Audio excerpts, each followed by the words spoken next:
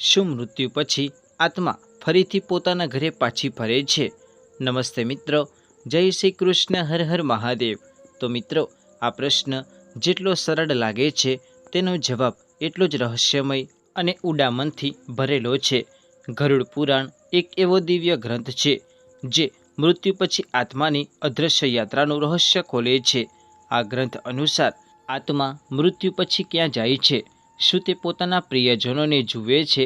આ બધું આત્માના સંસ્કાર, ઈચ્છાઓ અને મૃત્યુના સમયની સ્થિતિ પર આધાર રાખે છે. તો મિત્રો, આ કથામાં તમે જાણશો કે મૃત્યુની ક્ષણે આત્મા કેવી રહસ્યમય ઘટનાઓ બને છે, શરીર મૃત્યુને કેવી રીતે સ્વીકારે છે અને કયા સૂક્ષ્મ સંકેતો દેખાય છે. આત્મા શરીરમાંથી ક્યારે નીકળે છે અને શા માટે તેને ખબર નથી પડતી કે તે હવે શરીરથી અલગ થઈ ગયો છે. પરિવારનો વિલાપ, શોક અને વિયોગની પીડા આત્માના મન પર કેવી અસર કરે છે? આ બધું જાણવું માત્ર જ્ઞાન નથી, પરંતુ આમચેતના છે. તો મિત્રો, આજની આ વિડીયોમાં આગળ વધતા પહેલાં વિડીયોને લાઈક કરી, શેર કરી, અમારી ચેનલ અક્ષર અમૃતને સબસ્ક્રાઈબ કરી દેજો અને કોમેન્ટમાં જય શ્રી કૃષ્ણ તથા હર હર મહાદેવ જરૂર લખી દેજો. અને મિત્રો, આ વિડીયોને અંત સુધી જરૂર જોજો. તો મિત્રો, કહેવાય છે કે ગરુડ પુરાણની કથાને અધૂરી ક્યારે ન સાંભળવી જોઈએ. તેથી જ મિત્રો, વિડીયોને સ્કીપ કર્યા વિના અંત સુધી જરૂર જોજો, કારણ કે આજની આ વિડીયોમાં તમને ખૂબ જ મહત્ત્વપૂર્ણ જાણકારી મળવાની છે. તો મિત્રો, ચાલો આજે આપણે એક એવી અદૃશ્ય યાત્રામાં પગલાં મૂકીએ જેનો આરંભ થાય છે અંતથી, એટલે કે મૃત્યુથી. તમને જાણીને આશ્ચર્ય થશે કે હિન્દુ ધર્મમાં કુલ 18 મહાપુરાણો છે અને તેમાંનું એક છે ગરુડ મહાપુરાણ, જે માત્ર મૃત્યુ પછીના રહસ્યોને ખોલે છે, પરંતુ આત્માની અનકહી પીડા અને દિવ્યતાનું પણ ચિત્ર દોરે છે. આ ગ્રંથમાંથી 19,000 શ્લોકો દ્વારા ભગવાન વિષ્ણુએ ગરુડને જ્ઞાન આપ્યું, જે મૃત્યુના સમયે અને પછી તે આત્માના અનુભવો ઉજાગર કરે છે. આ કારણે તેને મહાપુરાણનું બિરુદ મળ્યું છે. પ્રાચીન માન્યતા અનુસાર ગરુડ પુરાણ શ્રવણ અને ન માત્ર મૃત આત્માને મોક્ષ આપે છે, પરંતુ તેના પરિજનોને પણ આધ્યાત્મિક શાંતિ અને બોધની અનુભૂતિ કરાવે છે. આ પુરાણમાં જણાવ્યું છે કે મૃત્યુ પહેલાં વ્યક્તિને કયા સૂક્ષ્મ સંકેતોનો અહેસાસ થવા લાગે છે, અને જ્યારે મૃત્યુ થાય છે ત્યારે આત્મા શરીર ધીમે ધીમે વિયોગની પ્રક્રિયામાંથી પસાર થાય છે. પરંતુ આ વિયોગ એક દરવાજો બંધ થવા જેવો નથી. આ એક કર્મબુદ્ધ અને ગ્રહણ અનુભૂતિ છે. તો મિત્રો, મૃત્યુ એ કોઈ અંત નથી, એવી એક યાત્રાની શરૂઆત છે. પરંતુ આ યાત્રા સીધી નથી હોતી. આ રસ્તો મોહ, પીડા, ભ્રમ અને કર્મોના દર્પણમાંથી પસાર થાય છે. ગરુડ પુરાણ અનુસાર જ્યારે જીવનમાં અંતિમ તબક્કે આવે છે ત્યારે આત્મા શરીરથી અલગ થવાના સંકેતો આપવા લાગે છે. વ્યક્તિને ક્યારેક પૂર્વજોના દર્શન થાય છે, ક્યારેક એવું લાગે છે કે કોઈ દિવ્ય શક્તિ તેને બોલાવી રહી છે. શરીર ધીમે ધીમે ઠંડુ થવા લાગે છે. આ ઠંડક પગથી શરૂ થઈને માથા સુધી પહોંચે છે. શ્વાસની ગતિ અસામાન્ય થઈ જાય છે, ક્યારેક ઝડપથી, ક્યારેક ધીમી. ક્યારેક મૃત્યુ પહેલાં વ્યક્તિના ચહેરા પર એક અલૌકિક તેજ દેખાય છે, જાણે અંદરથી કોઈ દિવ્યતા ઝળકી રહી હોય. તો મિત્રો, ચાલો જાણીએ કે આત્મા શરીરને કેવી રીતે છોડે છે. જ્યારે જીવનની જ્યોત બુઝાય છે ત્યારે ઉર્જા શાંત થઈ જાય છે, પરંતુ આત્મા ત્યાં જ થંભી જાય છે.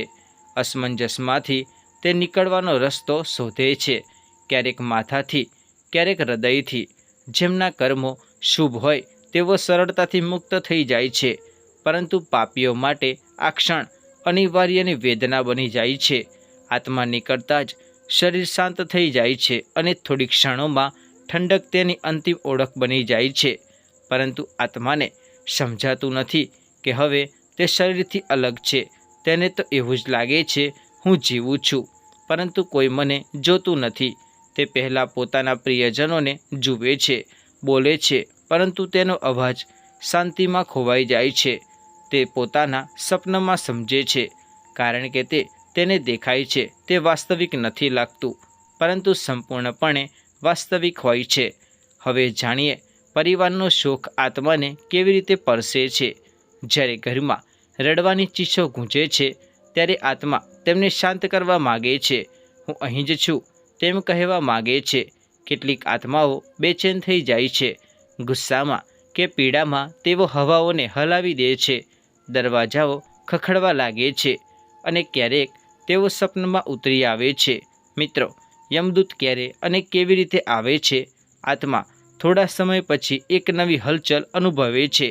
અચાનક કોઈ અદૃશ્ય શક્તિઓ નજીક આવે છે। જો કોઈ આત્મા પુણ્યવાન હોય તો ઉજ્જવળ દેવદૂતો આવે છે જે તેને સન્માન સાથે સ્વર્ગમાં તરફ લઈ જાય છે। પરંતુ જો કર્મો અંધકારમય હોય તો ભયાનક યમદૂતો આવે છે જે આત્માને પકડીને ચીસો વચ્ચે નરકની દિશામાં લઈ જાય છે। પરંતુ આ યાત્રા અહીં અટકતી નથી। સૌથી પહેલાં આત્માને તેના સંપૂર્ણપૂર્ણ જીવનનું દર્પણ બતાવવામાં આવે છે। દરેક પુણ્ય કર્મ તેના અંદર સંતોષાઈને જ જ્યોત પ્રગટાવે છે અને દરેક પાપ કર્મ તેને ડરાવે છે। યમદૂત ધીમે ધીમે કહે છે, હવે તારો સમય આ લોકમાં સમાપ્ત થયો। તો ચાલો મિત્રો, હવે જાણીએ એ રહસ્યમય જે આત્મા મૃત્યુ પછી 13 દિવસ સુધી અનુભવે છે। ગરુડ પુરાણ કહે છે કે આત્મા મૃત્યુ પછી પણ 13 દિવસ સુધી આપણી વચ્ચે હોય છે, પરંતુ તે સ્થિતિમાં સામાન્ય નથી હોતી। તે એક યાત્રા છે। પહેલાં 3 દિવસ બ્રહ્મમોહ અને અજ્ઞાનનો સમય હોય છે। આત્મામાં પોતાના મૃત્યુને સ્વીકારતો નથી અને ઘરમાં જ ભટકે છે। પોતાના પરિવાર સાથે વાતો કરવા માગે છે, પરંતુ તેનો અવાજ કોઈ સાંભળી શકતું નથી। જો મૃત્યુ દુઃખ કે હિંસક હોય તો આત્મા બેચેની, દર્દ અને ગૂંચવણમાં ફસાઈ જાય છે। ચોથા દિવસથી 10મા દિવસ સુધી ધીમે ધીમે આત્મા સત્ય સમજવા લાગે છે। તે અનુભવે છે, હું આ શરીરનો ભાગ નથી। જો પરિવારે ધર્મ અનુસાર ક્રિયાઓ કરી હોય તો આત્માને થોડી રાહત મળે છે, પરંતુ જેમની ઈચ્છાઓ અધૂરી હોય તેમનો આત્મા બેચેન, અસ્થિર અને ભટકતો રહે છે।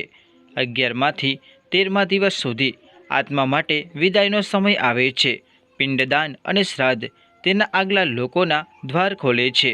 જેમણે જીવનમાં ધર્મ અને પુણ્ય કમાયું હોય તેમને દેવદૂતો સ્વર્ગ લઈ જાય છે અને જેમને પાપોનો બોજ ઉઠાવ્યો હોય તેમને યમદૂતો સાથે નરક તરફ જાય છે। તો મિત્રો, આવો હવે જાણીએ આત્મા કેવી રીતે સંકેત આપે છે। જ્યારે કોઈ આત્મા મોહમાં ફસાઈ જાય છે તો તે કેટલાક રહસ્યમય ઈશારાઓ છોડે છે। સપનમાં આવવું, ઘરમાં અજાણી સુગંધ ફેલાવી, લાઇટર્સનું આપોઆપ ચાલવું કે બુઝાવવું, અચાનક ઠંડી હવા ફૂંકાવી, આ બધું તે આત્માની મૌન પોકાર હોઈ શકે છે। ગરુડ પુરાણ કહે છે કે મૃત્યુ પછી આત્મા શરીર છોડી દે છે, પરંતુ ચેતના બની રહે છે। તે જોઈ શકે છે, સાંભળી શકે છે, પરંતુ બોલી શકતો નથી, પરસી શકતો નથી। આ યાત્રા રહસ્યમય છે। તો મિત્રો, ચાલો આ વિશે વિગતે જાણીએ। શું આત્મા મૃત્યુ પછી પોતાના પ્રિયજનો પાસે રહે છે? શું તે જુએ છે કે તેના જવા પછી ઘરમાં શું થઈ રહ્યું છે? ગરુડ પુરાણ કહે છે, શરીરના 3 સ્ત્રોતોથી બનેલું હોય છે। સ્થૂળ શરીર, જે મૃત્યુ પછી નાશ પામે છે; સૂક્ષ્મ શરીર, જેમાં મન, બુદ્ધિ અને અહંકાર હોય છે; અને આ કારણ શરીર, જે આત્માની મૂળ ચેતના છે। મૃત્યુના સમયે આત્મા સ્થૂળ શરીરનો ત્યાગ કરે છે, પરંતુ સૂક્ષ્મ શરીર સાથે જીવંત અનુભવ કરતી રહે છે। આથી જ આત્મા જોઈ શકે છે, સાંભળી શકે છે, પરંતુ બોલી શકતી નથી, કારણ કે તેની પાસે હવે એ શારીરિક સાધનો નથી જેનાથી અવાજ નીકળે। પરંતુ જ્યારે લાગણી ઊંડી હોય ત્યારે આત્મા બોલ્યા વિના પણ પોતાને વાત કહી દે છે। ક્યારેક તે સપનમાં આવે છે, ક્યારેક કોઈ સુગંધ અનુભવાય છે, તો ક્યારેક કોઈક વીજળીના સાધનો આપોઆપ બંધ કે ચાલુ થઈ જાય છે। આ આત્માના મૌન સંકેતો હોય છે। મોક્ષ પ્રાપ્ત કરવા આત્મા પરમાત્મામાં વિલીન થઈ જાય છે। એવી આત્મા પાછી ફરતી નથી। સ્વર્ગ કે નરકમાં ગયેલી આત્મા પોતાના કર્મોનું ફળ ભોગવે છે। તે પૃથ્વીના કાર્યમાં હસ્તક્ષેપ કરી શકતી નથી। ભટકેલી આત્મા જે અધૂરી ઈચ્છાઓ કે ગહન મોહનને કારણે આ લોકમાં અટવાઈ જાય છે, તે ક્યારેક પરિવારને સંકેત આપે છે કે સહાય કરવાનો પ્રયાસ કરે। ગરુડ પુરાણ કહે છે કે પૂર્વજોની આત્માઓ પિતૃલોકમાં વાસ કરે છે। જ્યારે વંશજો શ્રાદ્ધ અને તર્પણ કરે છે ત્યારે આત્માઓ આશીર્વાદ આપે છે। મિત્રો, જો ઘર પર સંકટ આવવાનું હોય તો પિતૃઓની આત્માઓ ઘણીવાર આપણને સંકેત આપે છે, ક્યારેક સપનોમાં, ક્યારેક મનની ઊંડાણમાં। જો કોઈ દિવગત આત્મા વારંવાર સપનોમાં આવે તો સમજજો કે કંઈક કહેવા માગે છે। ગરુડ પુરાણ કહે છે આવા સપનો સંદેશ હોય છે। સંયોગ ઘણા લોકો જણાવે છે કે અચાનક કોઈ અનહોનીથી બચી ગયા છે કે તમને લાગ્યું કે કોઈ અદૃશ્ય શક્તિ તેમની સાથે હતી। આ શક્તિ ઘણીવાર આપણા પૂર્વજોની આત્મા હોય છે જે આપણને સંકટથી બચાવે છે।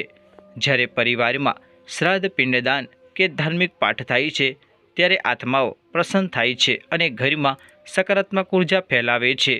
આ ઉર્જા પરિવારને શાંતિ અને સુરક્ષા આપે છે। આત્માઓ સ્વપ્ન, વિચાર કે આભાસમાં રૂપમાં આપણા નિર્ણયોને પ્રભાવિત કરી શકે છે। આ એક સૂક્ષ્મ સંવાદ છે જેમાં પ્રેમ, ચેતવણી અને આશીર્વાદ છુપાયેલા હોય છે। તો મિત્રો, આવો હવે જાણીએ આત્માઓને પ્રસન્ન કેવી રીતે કરવા। દર વર્ષે શ્રાદ્ધ અને પિંડદાન કરો, ગરુડ પુરાણ, પિતૃશોધ, મહામૃત્યુંજય મંત્રનો પાઠ કરો, જરૂરિયાતમંદોને ભોજન અને દાન આપો। આથી પિતૃ આત્માઓ પ્રસન્ન થાય છે અને પરિવારની રક્ષા કરે છે। પરંતુ ધ્યાન રાખજો, જે આત્માઓ અધૂરી ઈચ્છાઓમાં ફસાયેલી હોય છે તે ભટકી શકે છે। એવી આત્માઓ ક્યારેક મદદગાર કે ક્યારેક અડચણરૂપ બની જાય છે। તેમને શાંતિ આપવા માટે વિશેષ પૂજા, દાન અને મંત્ર જાપ જરૂરી છે।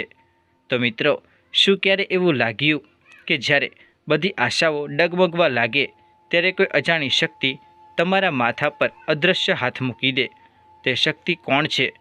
કયા પૂર્વજોની આત્મા? ક્યારે ઈશ્વરનો સંકેત તો ક્યારેક તમારા પુણ્યકર્મનો સંયોગ? તમે ક્યારે એવી અનુભૂતિ કરી રહ્યા હો તો કોમેન્ટમાં જરૂર જણાવજો। મેં એ દિવ્યતાનો અનુભવ કર્યો છે। આજની આ રહસ્યમય યાત્રા અહીં સમાપ્ત થાય છે। જો મિત્રો આ વિડીયો ગમ્યો હોય તો લાઈક કરો, શેર કરો અને ચેનલને સબસ્ક્રાઈબ કરો અને કોમેન્ટમાં જય શ્રી કૃષ્ણ જરૂર લખજો। તમારા જીવનમાં હંમેશા સુખ અને શાંતિ રહે એવી શુભેચ્છા। તો મિત્રો, વિડીયોમાં જણાવેલા જ્યોતિષ ઉપાય અને સલાહ તમારી આસ્થા અને વિશ્વાસ પર ઠેસ પહોંચાડવાનો નથી। વિડીયોનો ઉદ્દેશ માત્ર તમને સારી સલાહ આપવાનો છે। આ સંદર્ભમાં અમે કોઈ પણ પ્રકારનો દાવો કરતા નથી। ફરી મળીશું એક નવા વિડીયો સાથે। રાધે રાધે, જય શ્રી કૃષ્ણ, હર હર મહાદેવ।